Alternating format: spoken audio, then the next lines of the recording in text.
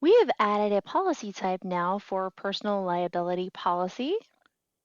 So scrolling down to add in the new policy type, here under the client profile, we'll click the plus sign on policies just for a review. And we will type in keyword personal. And liability is right there. Select.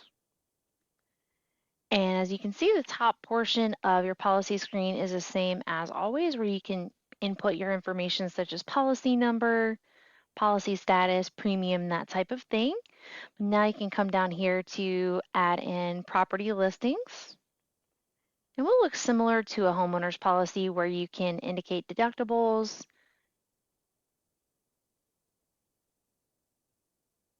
add in additional coverages,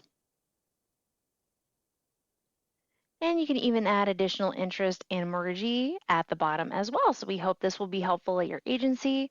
Please reach out with any questions.